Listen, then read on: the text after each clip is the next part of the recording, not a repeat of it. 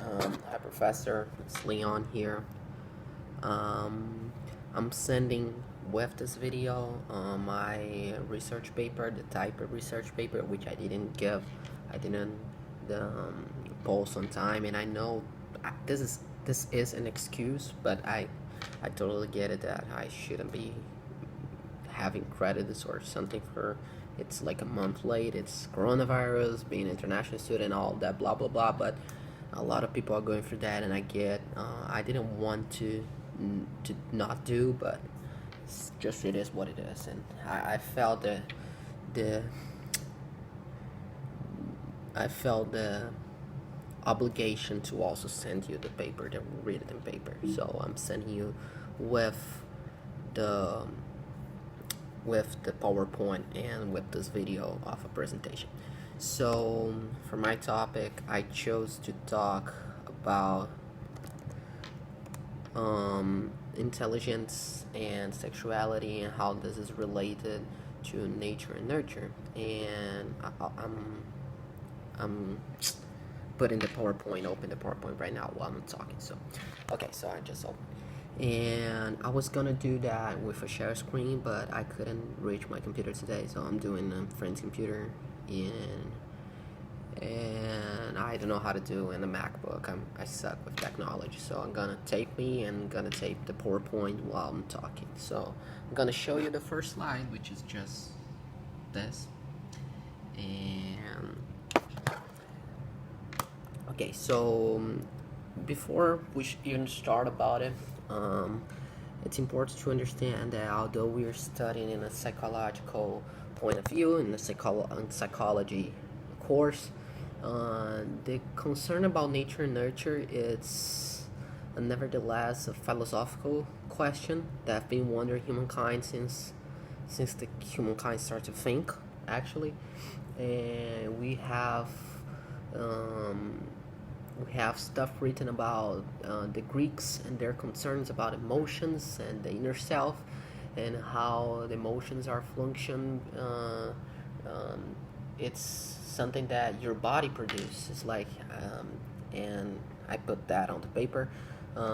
Hippocrates is gonna say about the four types of blood, and this is philosophically speaking, an understanding about how much of our inner self is it's nature, it's innate. Um, on the other hand, you have in the 17th, 18th century thinkers like Rousseau that gonna think stuff like the human being's a blank slate, and our nurture, our environment totally shaped us, and this is a concern about our very main question, like who we are, where are we going, and okay, so stop the line of thought being derivative, and let's focus on the main thing. And in order to understand how nature and nurture influence in the human psyche in a more scientifical, in the concept of science in the Western Hemisphere in the late 18th century, we have to perform a formal study, and this is hard when you're talking about variables as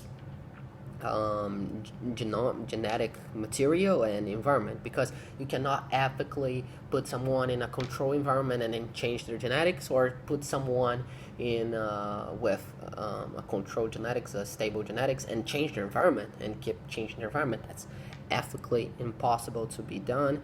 So the main source of study, it's been twin studies since, and we have that on the test. I just took the exam. Sir Galton started to do in the Victorian area, and he came with those absurd of eugenic theories, but nevertheless, his intentions were noble. He was trying to study the um, influence of genetics in intelligence, and he came up with one of the most famous studies in the field.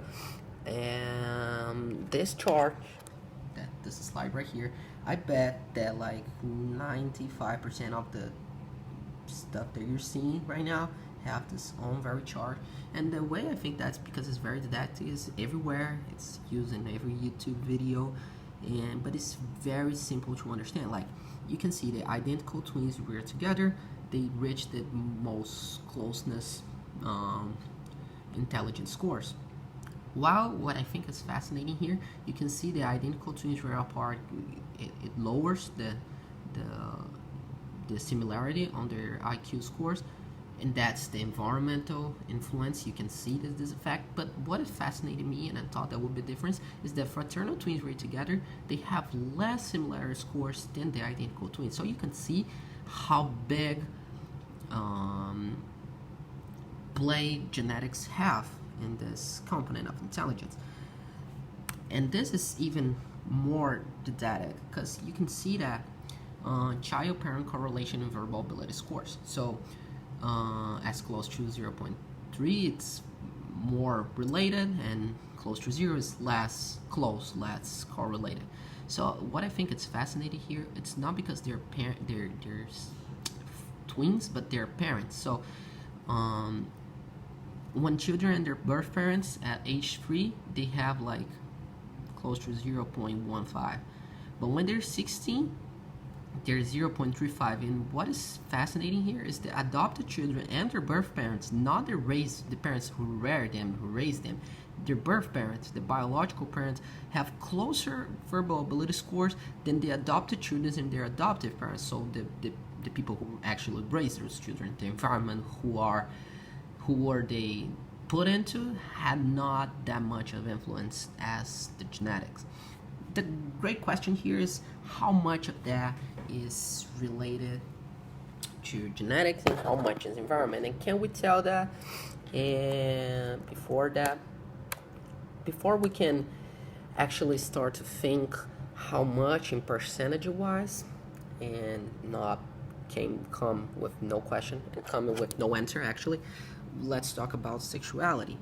And do you think you have your sexual preference based on your nurture or nature? And this is something that is quite complicated because most of the people, and Lady Gaga is here to prove me right, most of the people think that when we talk about sexuality, we are born this way. So if you're bisexual, if you're a heterosexual straight, if you're gay, if you're homosexual, if you're whatever, you were born this way. Most people think. And then there was a study, not a study, but like a research conducted in a very famous university back home, and they interviewed people from the most various origins, and they came with the 92% of the people would say that, yeah, they were born the way they were. They feel that. They feel that they were born that.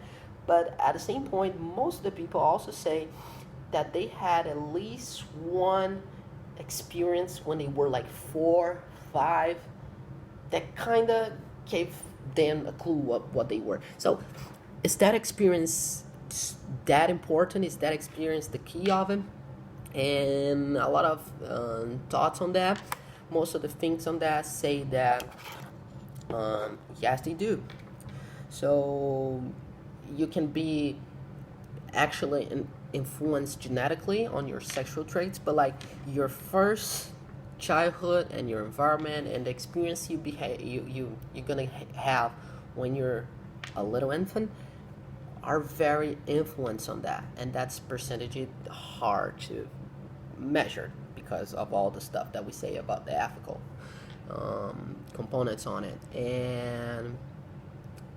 And this is controversial to say because you are not saying that gay people are an accident or straight people are a way that you have to behave your kids. It's not saying that it's fixable. It's not saying that it is reversible. Sexuality can be changed. It's saying that sexuality has an impact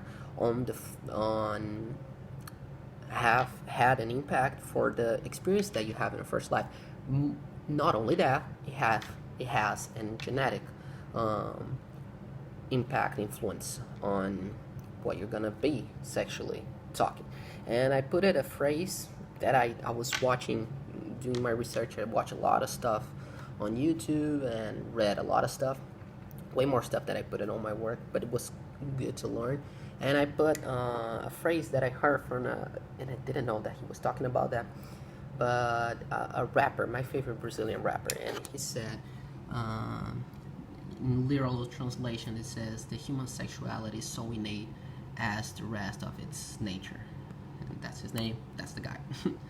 And I think that's pretty much the whole idea of what we're saying.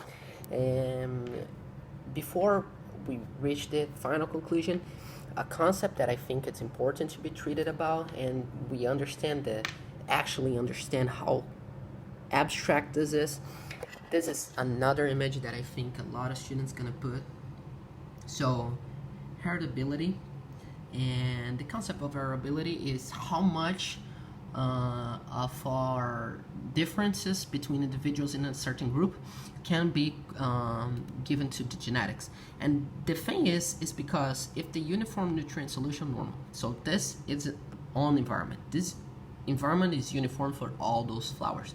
So in this environment, they all had the same environment. They had the same nutrition. They all grew up in the same, I don't know the word in English for that, but same stuff. So this flower being taller than this one, it's a genetic difference between them. So you can have a heritability that 100% they all in the same environment. So all the changes between them are genetic. In this case, if you compare them to them, with the uniform nutrient solution being deficient, if you compare them to them, it's also heritability 100%. They all were born in the same environment. They all grown up, quoting here, in the same environment. So their heritability is 100%. You can tell that this one is taller than this one because of a genetic trait. But if you compare this one to this one, you can't state that because their environment is so different that you cannot accurately say that. It would be less than 100% or even unquotable. So real life works way more like the nutrition solution deficient and the nutrition solution normal. We cannot control environment. You cannot be exposed to the exact same experience as the next person. So going back to our philosophical ideas, maybe we're never able to reach in a total concern. People today talk about 51% to genetics and 49% to 51% to environment, 49% to genetics. Some people say the other way. But the main thing is, if your mom is the tallest woman in the universe and your dad is the tallest guy in the universe and you have poor nutrition, you're probably not going to be as tall as them. And that's part of the human experience itself, I guess. It's because we are also not only the creature, we are also the observer. We are animals, and a lot of our impulses are genetically based and all of our traits are genetically based, but we are social animals, and we are consciousness. So we can change our natural behavior. We can shape ourselves in a certain way. We can adapt to certain situations, and we can shape our traits.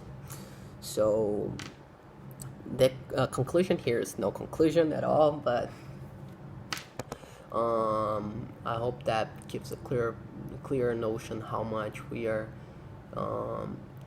We shouldn't be having an argument here like a fight. It should be the complement. We are the sons of our genetics, the genetics of our parents, and also our environment, our school, and our friends, and early childhood, and being hugged of our parents. And that's it.